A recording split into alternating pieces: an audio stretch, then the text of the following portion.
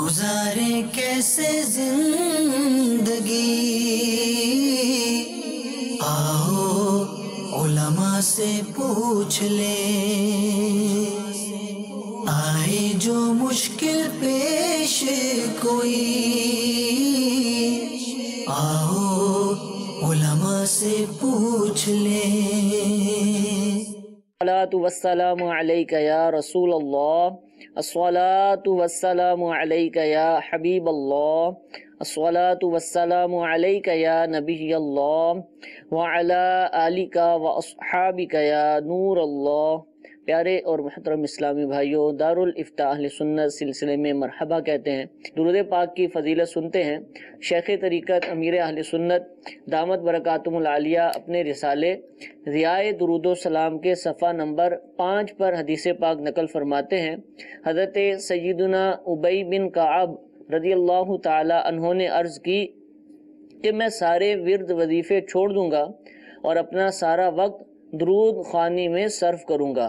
तो सरकार मदीना सल्लल्लाहु ताला अलैहि व आलिहि वसल्लम ने फरमाया, ये तुम्हारी फ़िक्रें दूर करने के लिए काफ़ी होगा और तुम्हारे गुनाह मुआफ़ कर दिए जाएंगे। सल्लू अलल हबीब सल्लल्लाहु ताला अला मुहम्मद सल्लल्लाहु ताला अलैहि व आलिहि वसल्लम। ज़रूर अहकाम तो इंशाअल्लाह आपसे सीखेंगे, लेकिन ये इरशाद फरमाइए कि कोई शख्स माजूर है, किसी तरह की भी नेमत उसके पास नहीं है, वो देख नहीं सकता, चल नहीं सकता, उसके हाथ नहीं है, तो एहसास कमतरी तो पैदा होती होगी। या अगर उसने खुद भी अपने आप को मजबूत किया हुआ है, लेकिन लोगों की बाज़ दफ़ा ऐसे अमाल होते हैं कि उसकी वजह से एहसास कमतरी पैदा हो जाती है। तो ये कैसे इस एहसास कमतरी को दूर करे, किस तरह अपने आप को अल्लाह ताला के शुक्र की तरफ माइल करे, इस हवाले से इरशाद फरमाइए। अल्हम्दुलिल्लाहि रब्बिल आलमीन वस्सलातु वस्सलामु अला सय्यिदिल अंबिया वल मुरसलीन। देखें, अल्लाह तबारक व तआला ने हमें जो वजूद अता फरमाया है, ये उसकी कई नेमतें इसके अंदर हमारे सामने हैं। हमारा पूरा वजूद है, हम सांस ले रहे हैं, हम सुन रहे हैं, देख रहे हैं। तो जो नेमतें ज़ाहिरी बातनी एतबार से हमारे वजूद में हैं, तो इन नेमतों का अगर हम शुक्र अदा करना चाहें तो कभी भी अल्लाह ताला की नेमतों का शुक्र अदा नहीं कर सकते। व इन तउद्दू निअमतल्लाहि ला तुहसूहा, कि अगर तुम अल्लाह ताला की नेमत को शुमार करना चाहोगे तो शुमार नहीं कर सकते। अब जो माजूर अफराद हैं, वो माजूर अफराद किसी भी किस्म की नौइयत का वो उज़ुर उसको लाहिक हो सकता है।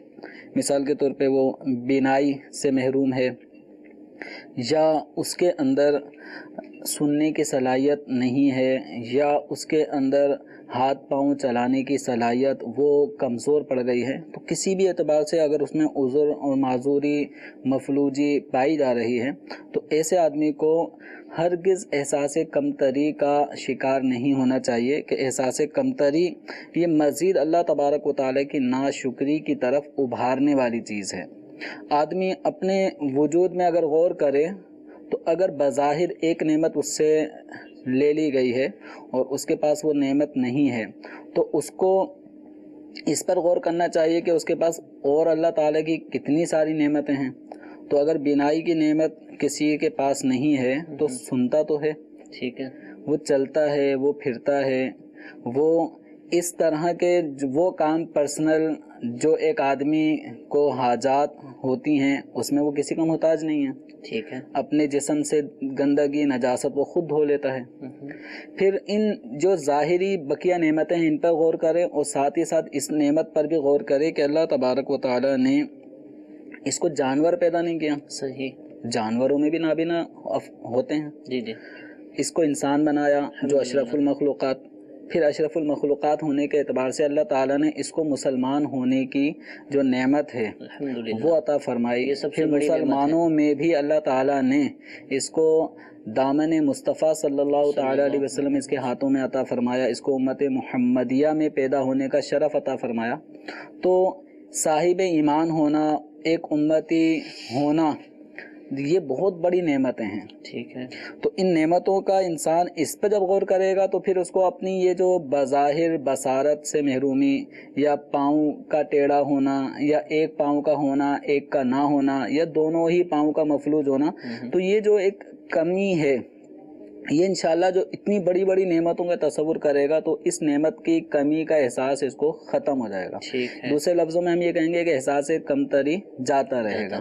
اور اس طرح ہمارے اسلاف کے واقعات میں ایسا ایک ملتا ہے کہ ایک بزرگ کہیں سے گزرتے ہیں، دیکھتے ہیں کہ ایک شخص ہے جو اپنے اس کے ہاتھ بھی مطلب نہ ہونے جیسے ہیں، پاؤں سے بھی وہ معذور ہے، اور اسی طریقے سے وہ نابینا بھی ہے، اس کو دکھائی بھی نہیں دیتا، اور بس اس کی زبان پہ یہ جاری ہے کہ یا اللہ تیرا شکر ہے، یا اللہ تیرا شکر ہے، یا اللہ تیرا شکر ہے.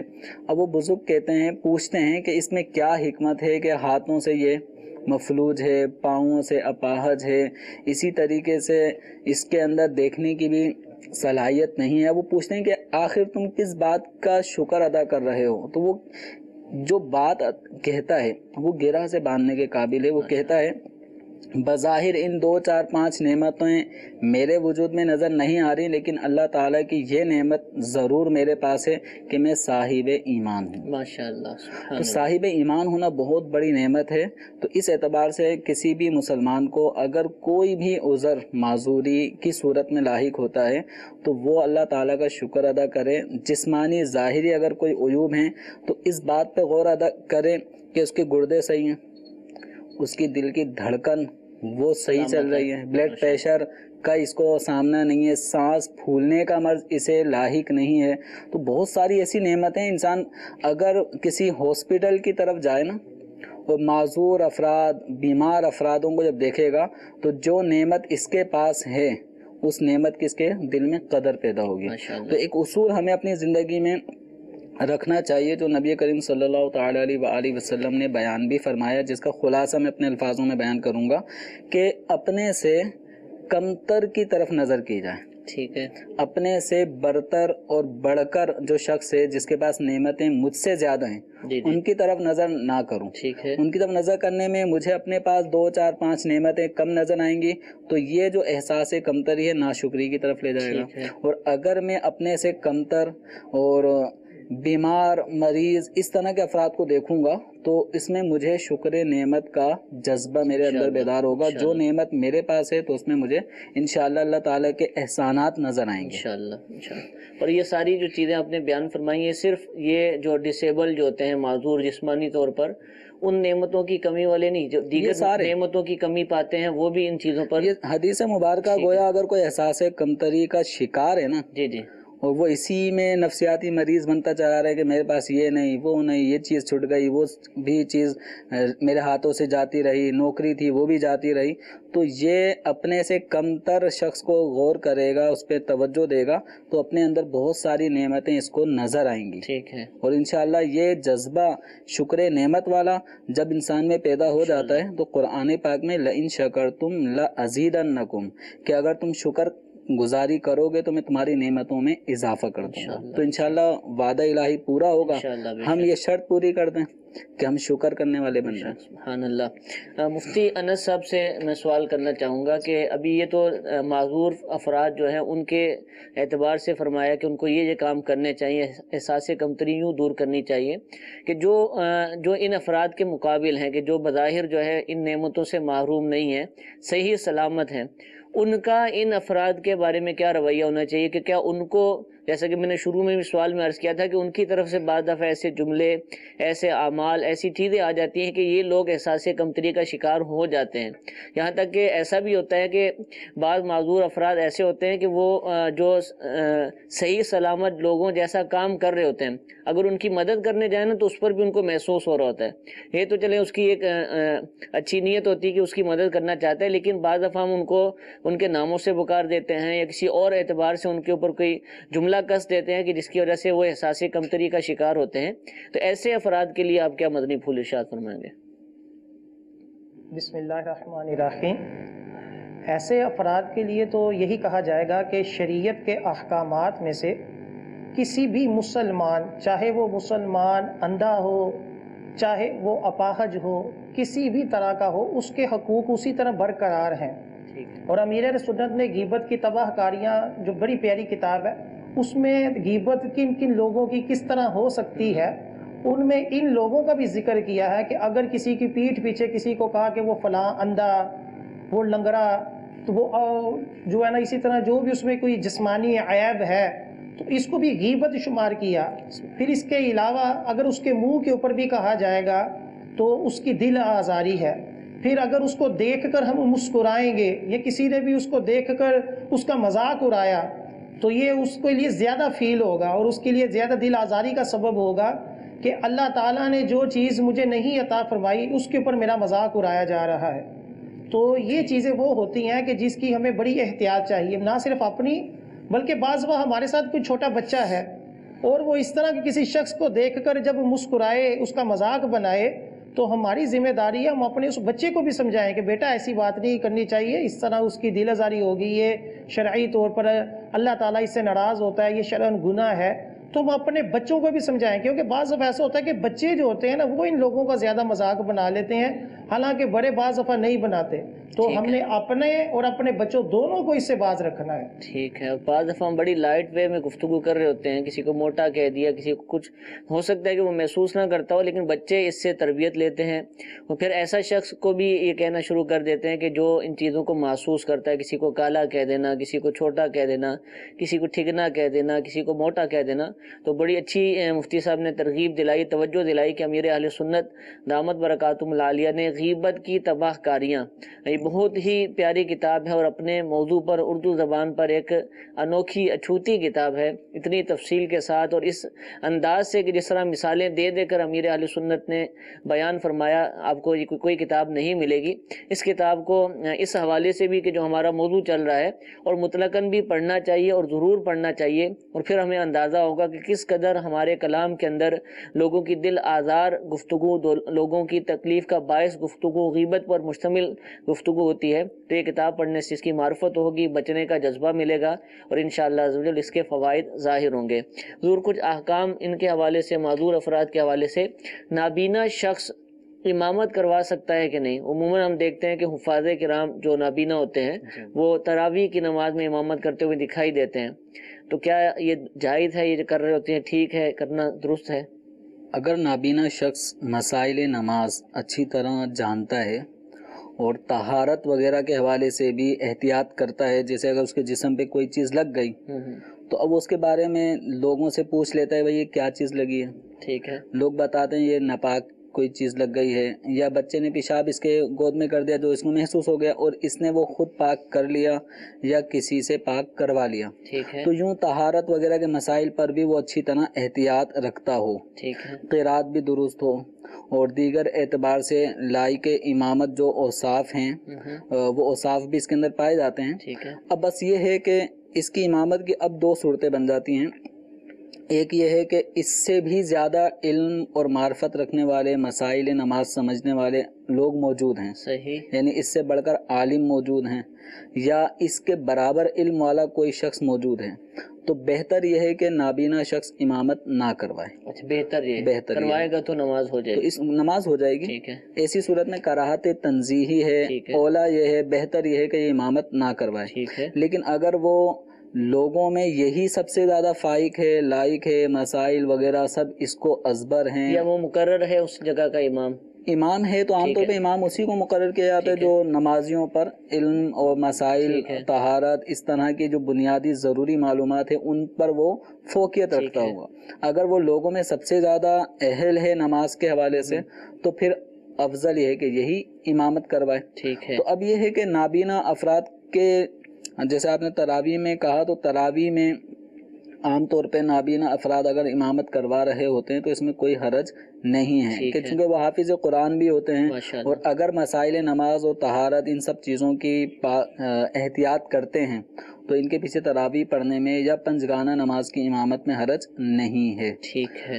اچھا حضور، مفتی انس صاحب سے میں پوچھنا چاہوں گا کہ اپاہج جو معذور شخص ہے یا اندھا ہے، اپاہج چلنے کے اندر ظاہر سی بات اس کو مشکل کا سامنا ہے، اور جو نابینا ہے جو دیکھ نہیں پا رہا اس کو بھی ظاہر سی بات ہے کسی مقام پر پہنچنے میں تکلیف کا سامنا ہے، تو کیا ایسے اشخاص لحاظ پر جماعت واجب ہوگی کہ وہ جماعت کروائیں؟ یہ تو جو ہم نے مسئلہ سنا وہ یہ ہے کہ مسجد میں موجود ہے، جماعت کروانا چاہے تو نابینا کروا سکتا ہے، لیکن کیا عام جو افراد ہیں کیا ان پر لازم ہے کہ گھروں سے نکلیں اور مسجد میں جماعت کے ساتھ نماز پڑھیں؟ شرعی طور پر تو جو اپاہج ہو یا جو اندھا ہو اس کے اوپر جماعت سے نماز پڑھنا یہ واجب نہیں ہے، ٹھیک ہے، اگرچہ کوئی ان کو مسجد تک لے کر جا بھی سکتا ہو، یعنی اس کا بیٹا ہے، اس کا بھائی ہے، یا اس نے کسی کی ڈیوٹی لگائی ہے کہ وہ اس کو مسجد میں لے جاتے ہیں۔ اب آیا کہ جب اس کا کوئی لے کر جانے والا ہے تو اب اس کے اوپر کیا واجب ہے؟ تو شرع نے کہا کہ اب بھی اس کے اوپر واجب نہیں، البتہ اگر کسی کی ڈیوٹی لگائی ہے یا خود تھوڑی مشقت کر کر مسجد میں جا کر جماعت سے پڑھتا ہے تو یقیناً اس کے لیے بہت زیادہ ثواب کا باعث ہے۔ تو شرع نے ان کا لحاظ رکھتے ہوئے، کیونکہ اسلام ایک بڑا پیارا دین ہے، اس میں ہر ایک کو اتنا ہی آزمایا جاتا ہے جتنا کہ وہ برداشت کر سکے، تو اندھے کے اوپر اگر جماعت واجب کہی جائے تو اس میں بہت زیادہ حرج ہے۔ اسی طرح جو اپاہج ہے، جو چل کر نہیں جا سکتا، اس کے لیے بھی بہت زیادہ حرج ہے۔ تو شریعت نے ان چیزوں کا لحاظ رکھتے ہوئے ان کے اوپر جماعت کو لازم نہیں قرار دیا، بلکہ یہ کہا کہ گھر میں بھی پڑھ لیں گے تو ان کو جماعت کے ساتھ نماز نہ پڑھنے کا گناہ نہیں ہوگا، البتہ اگر جماعت کے ساتھ نماز پڑھیں تو یہ نور علی نور ہے۔ ماشاءاللہ۔ اور اگر جذبہ سلامت ہونا تو پھر یہ چیزیں رکاوٹ بھی نہیں بنتی، اگرچہ شریعت کا حکم تو بیان کر دیا کہ جماعت واجب نہیں، لیکن ہم نے بہت سارے ایسے افراد کے جو معذور ہیں، دیکھ نہیں پاتے، چلنے میں مشکل ہے، ان کو مسجد میں آتے ہوئے دیکھا ہے۔ میں خود جہاں پہلے میری رہائش تھی، بچپن میرا گزرا ہے، وہاں دو بھائیوں کو میں نے دیکھا، دونوں حافظ تھے اور مدنی ماحول سے وہ وابستہ بھی ہیں الحمدللہ۔ وہ یعنی کافی دور ان کا گھر تھا مسجد میں، لیکن وہ پانچوں نمازوں کے اندر اکیلے ہی بغیر کسی کی مدد سے، اللہ تعالیٰ نے ان کو ایسی کوئی طاقت دی تھی کہ وہ راستوں کو بھی سمجھتے تھے اور بالکل سیدھا مسجد میں جاتے تھے اور مسجد سے سیدھا اپنے گھر آ جاتے تھے۔ ایسے اور بھی بہت سارے افراد دیکھے گئے اور کئی ایسے بھی ہیں کہ جو بالکل ٹھیک ہیں، سلامت ہیں، مسجد کے ساتھ ہی گھر ہے، جماعت کے ساتھ نماز پڑھ سکتے ہیں، کوئی عذر بھی نہیں ہے، تو ان کو یہ سعادت نہیں مل پاتی۔ اللہ تعالیٰ ہم سب کو جماعت کے ساتھ نماز پڑھنے کی توفیق و سعادت عطا فرمائے۔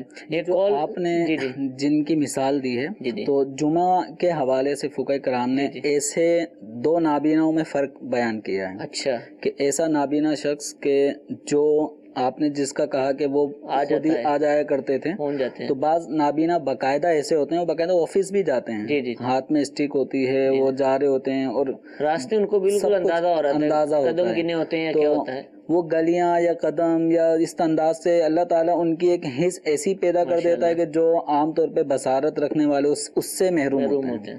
تو اگر کوئی نابینا ایسا ہے کہ جو مسجد میں اکیلے آ جا سکتا ہے، ٹھیک ہے، تو اس کے اوپر جمعے کی نماز لازم ہوگی، ورنہ نہیں ہے۔ ورنہ اگر وہ ایسا ہے کہ جو مسجد تک اکیلے نہیں جا سکتا ہے، نابینا، اور مسجد اکیلے نہیں جا سکتا، تو اس پہ جمعہ فرض نہیں ہوگا۔ لیکن بعض نابینا باقاعدہ اپنے اپنے جہاں انہیں جانا ہوتا ہے بغیر کسی کے ہاتھ پکڑائے وہ اکیلے وہاں پہنچ جاتے ہیں، جیسے مسجد میں پہنچ جاتے ہیں۔ بعض لوگوں کی مسجد قریب ہی ہوتی ہے، ٹھیک ہے، تو جب مسجد قریب ہے اور اکیلے بھی وہ مسجد میں جا سکتا ہے تو اس کے اوپر جمعے کی نماز فرض ہوگی۔ جو مفتی صاحب نے جواب ارشاد فرمایا وہ جماعت کے حوالے سے تھا۔ ٹھیک ہے، ٹھیک ہے، ٹھیک ہے، یہ مسئلہ بھی پیش نظر ہے۔ جو نابینا افراد ہو سکتا ہے ان کو اپنے حوالے سے مسئلہ معلوم ہو کہ ہم پر جماعت واجب نہیں ہے، لیکن ہو سکتا ہے کہ یہ مسئلہ معلوم نہ ہو، کہ جو مفتی صاحب نے آخر میں ارشاد فرمایا کہ جو عام طور پر پہنچ جاتے ہیں، جن کو راستہ معلوم ہوتا ہے، بغیر کسی کی مدد سے پہنچنا ان کا ممکن ہوتا ہے، وہ جاتے بھی ہیں، تو ان کے اوپر جمعے کی جماعت، جمعے کی نماز جو ہے وہ واجب ہوگی، ان کو ادا کرنی ہوگی۔ کالز بھی کچھ ہمارے پاس موجود ہیں، پہلی کال سلسلے میں شامل کرتے ہیں۔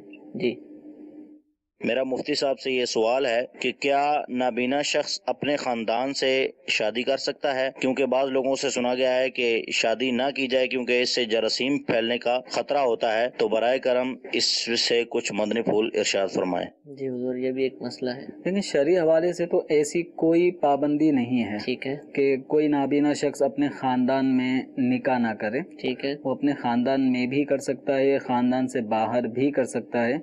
تو شرعی حوالے سے ایسی کوئی رکاوٹ پابندی نہیں ہے. اب عوام ہے وہ مختلف قسم کے شک شبہات وغیرہ میں پڑ جاتی ہے تو اس طرف توجہ نہیں دینی چاہیے. ٹھیک ہے، یعنی کوئی ایسا معاملہ نہیں ہے طبی طور پر بھی. طبی حوالے سے اگر کوئی ایسی تحقیق ہے اور واقعتاً ایسا کچھ ہے تب بھی اگر وہ خاندان میں نکاح کر لیتا ہے تو ضروری نہیں ہے کہ وہ سارے اثرات اس میں پائے جائیں کہ اگر باپ نابینا تھا تو اس کے بچے بھی 2-1 نابینا ہی ہوں گے، تو یہ کچھ ضروری نہیں ہے. ٹھیک ہے، اور ایسے توہم، اس کو توہمات میں یہ بعض اوقات وہم اتنا پال لیتے ہیں کہ اب اگر اللہ نہ کرے کوئی نابینا بچہ اس نابینا کے گھر پیدا ہو گیا تو یہ وہ توہم پختہ نہ ہو جائے. تو اس اعتبار سے اگر کوئی اس وہم کی کاٹ کرتے ہوئے نکاح ہی نہیں کرتا، ٹھیک ہے، اپنے خاندان میں نہیں کرتا، وہ باہر کرتا ہے یا باہر ہی سے اس کو ایسی صورت بنتی ہے نکاح کی، تو شرعی حوالے سے کوئی ایسی پابندی نہیں ہے. اچھا، اس حوالے سے یہ بھی ارشاد فرمائیں، خاندان ہو یا غیر خاندان، بچہ معذور پیدا ہو گیا، نابینا، ڈسیبل، کچھ بھی ہو گیا، عورت کا اس میں قصور کہلائے گا کہ اس کے اوپر بس آپ شروع ہو جائیں کہ اس کی وجہ سے ہوا ہے کیونکہ اسی نے جنا ہے اس کو، اور یہ بہت بڑا طبقہ ایسا کرتا بھی ہے. اللہ تبارک و تعالیٰ کی طرف سے ہی یہ سارے معاملات ہیں، اس کو ہم مشیت الہی ہی کہیں گے. اس میں عورت کا کوئی کمال یا کوئی خوبی یا اس کا کوئی عیب نہیں ہے. اگر بچے اچھے پیدا ہو رہے ہیں تو یہ رب کا کرم ہے. اگر بچے ڈسیبل، معذور، اس طرح کے صورت میں دنیا میں آ رہے ہیں تو یہ بھی رب کا ایک امتحان ہے، آزمائش ہے اس کی طرف سے. اس میں کسی بھی عورت کو ٹارچر کرنا یا اس کے حوالے سے اس کو بار بار تان لان کرتے رہنا تو یہ شرعاً ناجائز ہے. اس عورت کوئی بھی ماں، خود وہ انسان غور کرے، کیا کوئی عورت یہ چاہے گی کہ وہ ایک بچے کو اتنے مہینے اپنے پیٹ میں رکھے اور جب وہ دنیا میں آئے تو وہ اندھا ہو یا وہ معذور ہو؟ یقین کوئی بھی نہیں چاہے گی. جب نہیں چاہے گی تو اس نے اپنے قصد سے تو آپ کو ایسا پوتا یا ایسی پوتی نہیں دی جو معذور ہے. یہ اللہ تعالیٰ کی مرضی ہے، مشیت ہے، اور بندے کے لیے بھی اس میں کیا اللہ تعالیٰ کی حکمتیں ہیں وہ ہمیں معلوم نہیں. صحیح. تو اس لیے عورت پر کسی بھی طور پر لان تان نہیں کرنا چاہیے. اسی طرح بعض ہو سکتا ہے افراد مرد کے حوالے سے اسی قسم کے خیالات پالیں گے تمہاری وجہ سے یہ بچے میں معذوری آئی ہے، تو آدمی کے اختیار میں یہ چیز نہیں ہے، اس لیے اس کو بھی کسی بھی طور پہ الزام نہیں ڈالا جا سکتا. ٹھیک ہے جی، ایک کال سلسلے میں شامل کرتے ہیں. جی ڈرائیور رہتا ہے، وہ نشہ کرتا ہے، ہم کیا اس کی زکوٰۃ دے سکتے ہیں یا نہیں؟ ہاں، نشہ کرنے والے کو زکوٰۃ دینا کیسا، اس کو دے سکتے ہیں؟ اگر کوئی نشہ کرتا ہے، نشے کا عادی ہے، تو ضروری نہیں ہے کہ وہ اس کو جو زکوٰۃ دی جائے گی وہ نشہ ہی کرے. تو کسی بھی آدمی کو جو مستحق زکوٰۃ ہے، اگرچہ وہ نشے کا عادی ہے، تو اگر اس کو زکوٰۃ دی جائے گی تو زکوٰۃ ادا ہو جائے گی. ٹھیک ہے. اب اس میں زکوٰۃ دینے والے کو چاہیے کہ اگر اس کو معلوم ہے کہ اس کو رقم دیں گے، پیسے دیں گے، تو یہ گھر کے کھانے پینے کے بجائے یہ اپنے نشے میں ہی پیسہ خرچ کرے گا. صحیح. تو اب ایسے شخص کو جو اس کے گھر کے اخراجات ضروری چیزیں ہیں ان میں اس کے وہ سامان لا کر دے دیا جائے. اس کو آٹا دے دیا، آٹا، دال، چینی، اس طرح کی جو چیزیں ہیں وہ خرید کر بطور زکوٰۃ، بنیت زکوٰۃ اس کے ہینڈ اوور کر دیں اور یہ قبضہ کر لے گا، زکوٰۃ ادا ہو جائے گی. اب ان چیزوں کو کیا کرے گا؟ وہ گھر ہی چلے جائیں گے. شک ہے کہ بیچ دے گا تو پھر اب اس سے لے کر اس کے گھر پہنچا دیا. اگر ایسا بعض اوقات یہ ہوتا ہے گھر والوں ایسے نشائی جو بالکل ہی نشے کے عادی ہوتے ہیں وہ گھر کے برتن تک بھی بیچ دیتے ہیں کہ 10 روپے کا بھی اگر کوئی برتن بکتا ہے تو وہی بیچ کے پڑیا چاہیے. تو ایسے لوگوں کو اگر کوئی زکوٰۃ دینا چاہتا ہے تو زکوٰۃ ان کے ہینڈ اوور کرے، قبضہ دے دے. قبضہ کر لینے کے بعد زکوٰۃ ادا ہو گئی. جب زکوٰۃ ادا ہو گئی اب ایسے شخص سے بطور امانت، بطور وکالت کہ آپ یہ پیسے مجھے دے دیں تاکہ میں آپ کے گھر میں راشن ڈال دوں. تو یہ ایک بہتر طریقہ ہے کہ قبضہ کر لینے سے زکوٰۃ بھی ادا ہو گئی. اب خطرہ بھی وہ ٹل گیا کہ یہ چیزیں بیچ دے گا، تو گھر کے اس سے رقم لے کے اب اس سے اختیار لے لیں کہ اب آپ کے بچوں کے کپڑے یا اس طرح کی ضروری چیزیں ہیں وہ اب آپ کے گھر والوں تک پہنچا دی جائیں گی. اور وہ بھی اجازت دے دے ٹھیک ہے آپ پہنچا دیں. مشکل لگتا ہے وہ کرے گا لیکن لے لی جائے اس سے. ہاں، تو ایسے میں کوئی بھی ایسا صاحب حیثیت آدمی جب ایسا کرے گا تو ممکن ہے وہ نشے آور، نشے والا آدمی وہ تھوڑا رعایت کرے. ٹھیک ہے. تو اس سے لے لیں اور اس کے بعد خرچ کر دیں اس کے ضروری کاموں میں. ٹھیک ہے جی، ایک اور کال چلائیے. سر میرا آپ سے یہ سوال ہے کہ نماز پڑھتے وقت جائے نماز کے اوپر ہم اپنے آگے کوئی چادر یا کپڑا وغیرہ جائے نماز کے اوپر رکھ سکتے ہیں یا نہیں؟ جی غالباً جائے نماز کے کونے پر رومال ہے، کپڑا ہے. جائے نماز کے کونے پر رکھیں یا بیچ سینٹر میں رکھیں تو شرعی حوالے سے اس میں کوئی حرج نہیں ہے.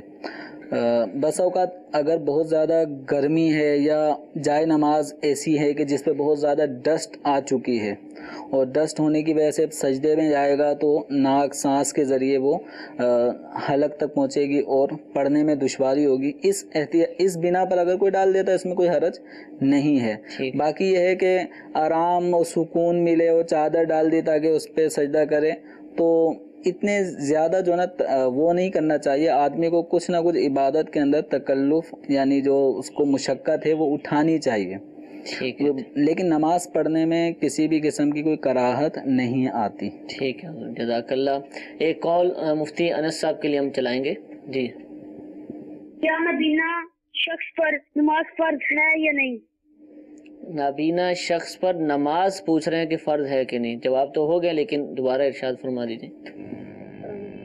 نماز تو نابینا کے اوپر یقیناً فرض ہے، اور اگر نہیں پڑھے گا یا قضا کرے گا بلا وجہ شرعی تو سخت گناہ گار بھی ہوگا.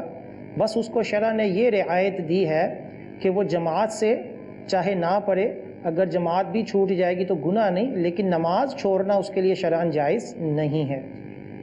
نماز کے احکام تو ہم نے سن لیے کہ واجب بھی ہے یا نہیں ہے اور جماعت کروا سکتا ہے کہ نہیں کروا سکتا.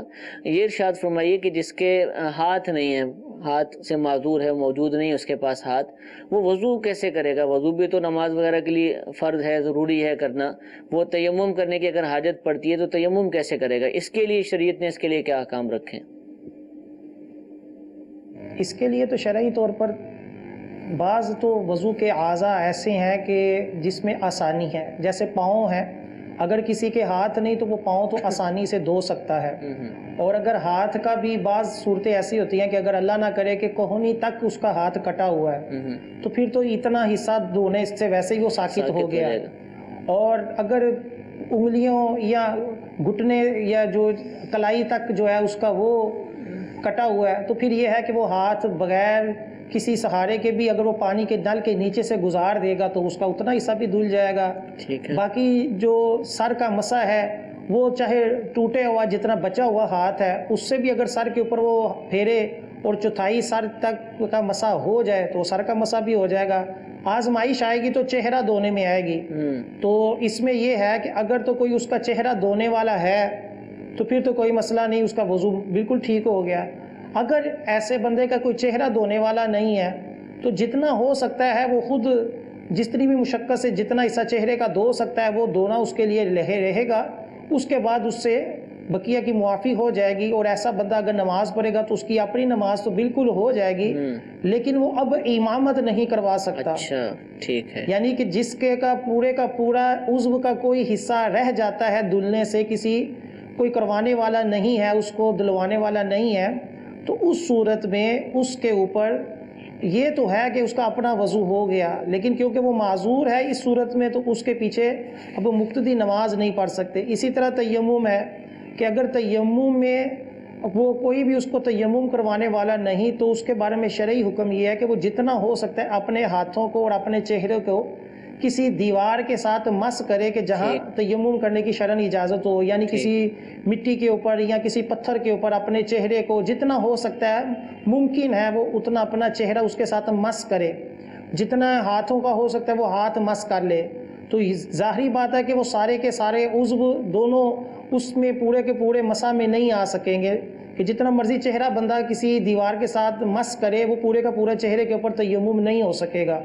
تو ایسی صورت میں بھی اس کو کہا جائے گا کہ جتنا ہو سکتا ہے اتنا تیمم کر لو، اور بقیہ جو ہے وہ تمہارے اوپر معاف ہے. تم خود تو اس میں نماز پڑھ سکتے ہو لیکن امامت نہیں کروا سکتے. ٹھیک ہے. کس قدر ان کو آسانیاں دی گئی ہیں، ان کی حسب حال ہی احکام لازم کیے گئے ہیں، لیکن ساتھ یہ احکام سنتے ہوئے کہ جو افراد ان نعمتوں سے مالا مال ہیں، یہ نعمتیں موجود ہیں، ان کو بھی اللہ کا شکر ادا کرنا چاہیے کہ ہمیں جب وضو کرنا ہوتا ہے کسی سے مدد نہیں لینی پڑتی، کسی کا ہمیں انتظار نہیں کرنا پڑتا، اور ہم اللہ تعالیٰ کی طرف سے جو احکام ہم پر نافذ ہیں بڑی آسانی سے ان کو ادا کر سکتے ہیں. تو وہ اسلامی بھائی، وہ مسلمان کہ جو ان عبادتوں سے دور ہیں، ان احکامات پر عمل کرنے سے دور ہیں، تو ان کو بھی ان احکام کو سننے کے بعد جذبہ حاصل کرنا چاہیے اور اللہ کی عبادت کے اندر بڑھ چڑھ کر جتنا بھی ان کے اوپر لازم ہے، فرض ہے، اس کو ادا کرنا چاہیے.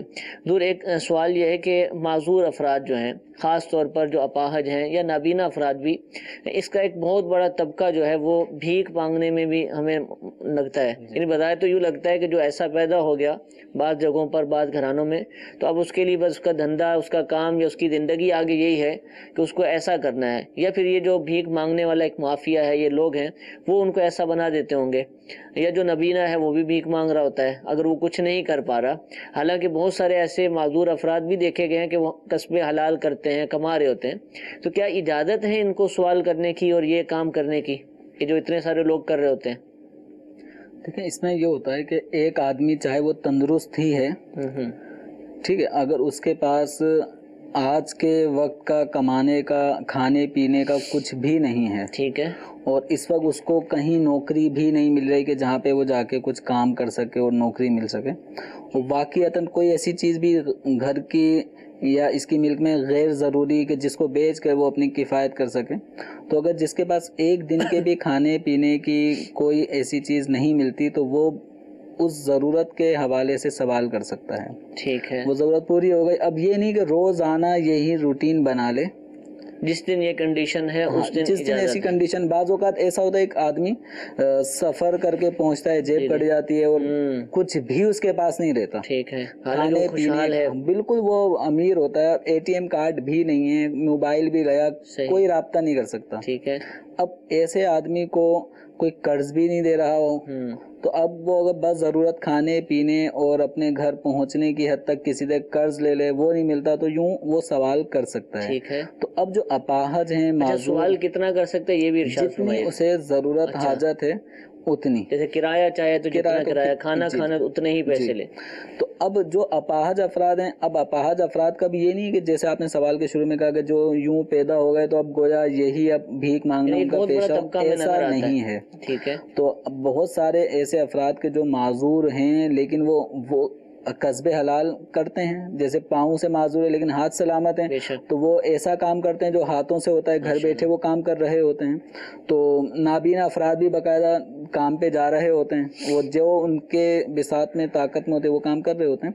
تو بھیک مانگنا یہ اپاہج یا مفلوج یا معذور افراد کے لیے مطلقاً ایسا نہیں ہے کہ یہ ان کے لیے سوال کرنا جائز ہے. ٹھیک ہے، ایسا نہیں ہے. اگر حاجت اور ضرورت ہے تو اس ضرورت اور حاجت کے پورا ہونے کے حوالے سے کے لیے وہ سوال کر سکتے ہیں، لیکن وہ حاجت اور ضرورت پوری ہو چکی ہے تو آپ مزید سوال نہیں کریں گے. لیکن ہمارے یہاں پر اس طرح کے افراد کو باقاعدہ بٹھایا جاتا ہے، صبح ان کو چھوڑا جاتا ہے، پھر شام میں ان کو اٹھایا جاتا ہے، اور 1000-1500 ان کی دہاڑیاں، اور اس کے بعد ان سے حاصل ہونے والی جتنی بھی کمائی ہے وہ ایک مخصوص طبقے میں چلے جاتی ہے. تو یہ پیشہ ور جو بھکاری ہیں، چاہے وہ پیشہ ور بھکاری مطلب تندرست آدمی ہو یا اپاہج ہو، تو پیشہ نہ بنائے. ٹھیک ہے، کہ میرا کام ہی یہی ہے. ٹھیک ہے. ہاں، ضرورت کے تحت اگر کوئی معذور ہے یا کوئی ایسا معذور ہے جس میں اب کمانے ہی کی طاقت نہیں ہے، ٹھیک ہے، ٹھیک، کوئی کام اس کو نہیں آتا، کوئی ہنر نہیں آتا، کام کرنے کی بھی طاقت نہیں ہے، تو اب وہ اپنے، وہ ایک معذور ہے، اب وہ مستقل بھی اگر حسب ضرورت مطالبہ کرتا ہے تو یا کوئی اس کی مستقل روٹین کے مطابق اس کو دے رہا ہے تو اس میں کوئی حرج نہیں ہے. لیکن بہرحال ایک آدمی کو اپنے طور پہ ضرور کوشش کرنی چاہیے کہ اگر باہر جا کے کام نہیں کر سکتا تو گھر بیٹھے بھی بہت سارے کام جائز مل سکتے ہیں، وہ کام کرے، وہ ہنر سیکھے. اور بہت سارے ایسے بھی معذور ہیں کہ جو بالکل جو ہے نا کسی کے محتاج نہیں ہونا چاہتے، قناعت ان کے اندر کوٹ کوٹ کے بھری ہوئی ہوتی ہے، کرتے ہیں، قصبے حلال کرتے ہیں ماشاءاللہ۔ اللہ تعالیٰ ان کے نقش قدم پر جو ایسے دیگر معذور افراد ہیں ان کو چلنے کی توفیق عطا فرمائے۔ سلسلے کا وقت ختم ہوا، اللہ تعالیٰ ہم سب کو عمل کی توفیق عطا فرمائے، آمین بجاہ النبی الامین۔